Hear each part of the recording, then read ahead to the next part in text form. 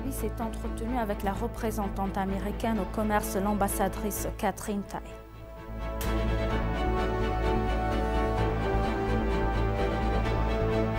La Banque mondiale a révélé que les Éthiopiens vulnérables bénéficieront de 745 millions de dollars de subventions pour l'amélioration de l'accès aux services de santé et les projets de gestion des inondations.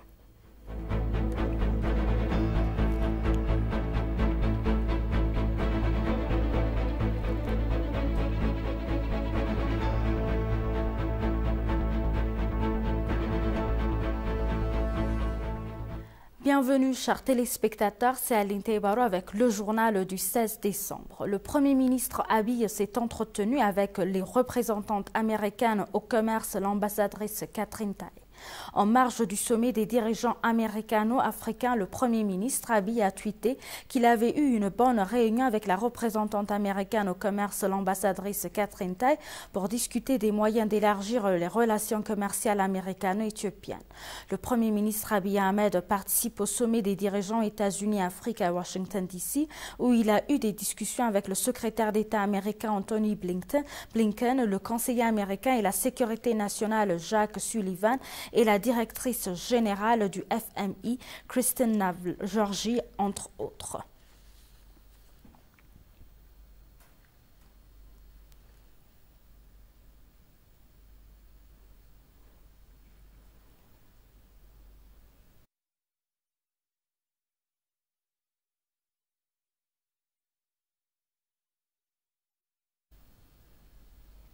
Les dirigeants africains se sont remis cette semaine aux États-Unis d'Amérique pour le sommet annuel États-Unis-Afrique. Le sommet de 3 jours a présenté des annonces de nouvelles relations entre les États-Unis et l'Afrique dans tous les domaines.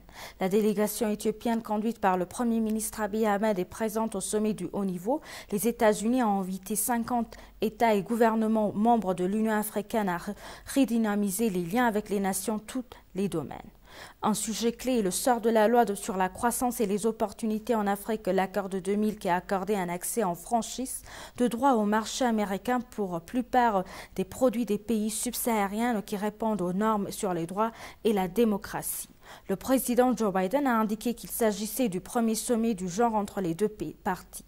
Le jeudi a été consacré à des discussions de haut niveau entre les dirigeants, le président Biden ouvrant la journée par une session sur les partenariats sur l'agenda 2063, la vision stratégique de l'Union africaine pour le continent. Plus tôt, le président Biden a souligné que le sommet avait présenté des annonces de nouvelles relations entre les États-Unis et l'Afrique dans tous les domaines. Le PDG du groupe Ethiopian Investment Holding, Mamo Meratu, a pour sa part mentionné que la session aurait une immense contribution pour renforcer les liens économiques entre les deux parties. La session de 3 jours se termine par une discussion sur la sécurité alimentaire et la résilience des systèmes alimentaires, une question cruciale pour les partenaires africains qui ont été touchés de manière disproportionnée par la hausse de prix des aliments et des engrais.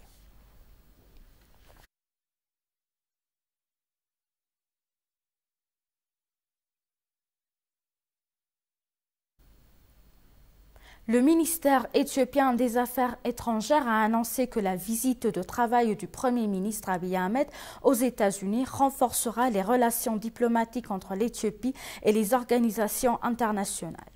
Le porte-parole du ministère des Affaires étrangères, Mele Salem, a fait une déclaration hebdomadaire sur les activités diplomatiques actuelles de l'Éthiopie.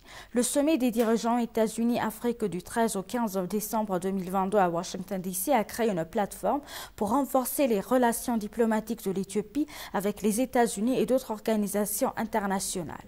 Lors du briefing hebdomadaire, le porte-parole du ministère des Affaires étrangères, Mele Salem, a indiqué que la participation du Premier ministre éthiopien Abiy Ahmed au sommet des dirigeants américano-africains de 2022 a démontré de manière significative l'efficacité de l'activité diplomatique de l'Éthiopie. Le porte-parole a réitéré que le sommet des dirigeants américano-africains a créé une opportunité de raviver davantage l'amitié diplomatique de longue date entre l'Éthiopie et les États-Unis. Selon Alem, le Premier ministre a également affirmé la position de l'Éthiopie sur les différentes discussions parallèles avec les responsables américains. La déclaration a également mis l'accent sur la discussion du Premier ministre avec le directeur général du FMI et d'autres programmes de réforme économique représentatifs. En outre, le porte-parole Males a rappelé que l'Éthiopie avait reçu un prix majeur en reconnaissance de son succès dans l'initiative d'héritage vert pour faire face aux effets néfastes du changement climatique, déclarant que l'initiative d'héritage vert est en train de devenir un projet conjoint de tous les Africains.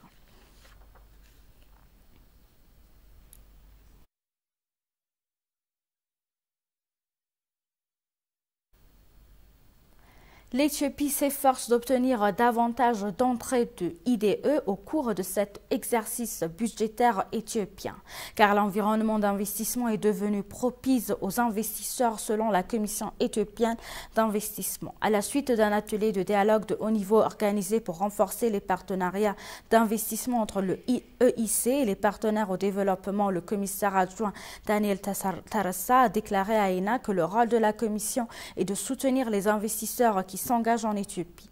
Selon lui, EIC a une énorme responsabilité d'aider les investisseurs à s'engager dans la subsistance des importations et les domaines créateurs d'emplois, entre autres. L'amélioration de l'environnement d'investissement, le soutien aux activités d'investissement, la résolution des lacunes dans le secteur font partie des principales activités à entreprendre, a déclaré le sous-commissaire.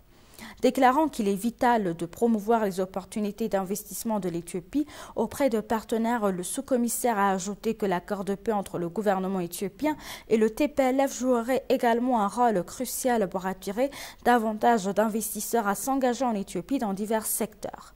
Le pays a attiré 3 milliards de dollars d'investissements directs étrangers au cours du dernier exercice éthiopien.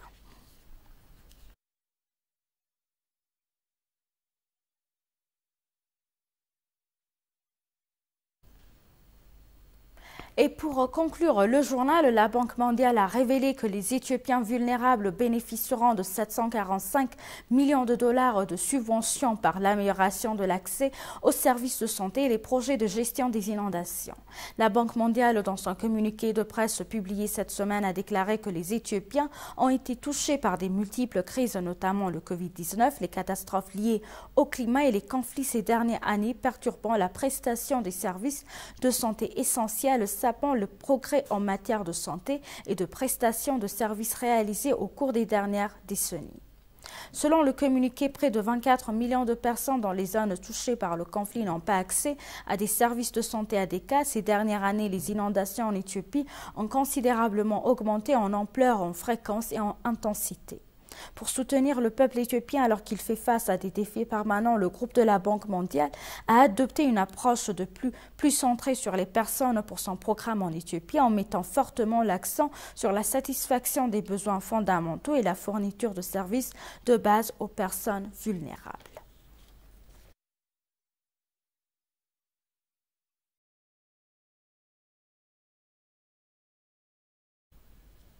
Chers téléspectateurs, nous vous rappelons les titres principaux. Le Premier ministre Abiy s'est entretenu avec la représentante américaine au commerce, l'ambassadrice Catherine Tai.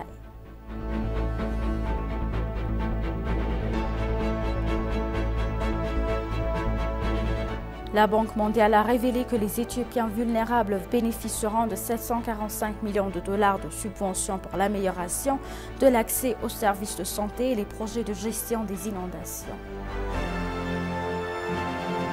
Merci chers téléspectateurs, c'est la fin du journal, c'était Aline Taibarou avec le journal, restez avec nous avec le reste des programmes, bonne journée.